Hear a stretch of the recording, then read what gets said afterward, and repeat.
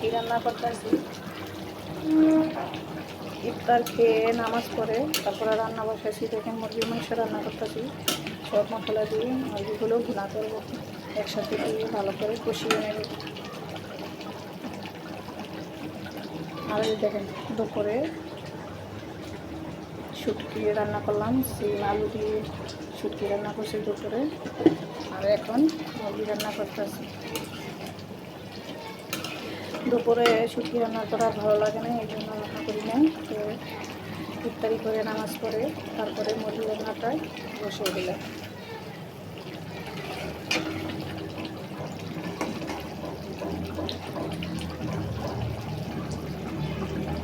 আজকে রহমতের 5 দিন শেষ, আর 5 দিন রয়েছে রহমত।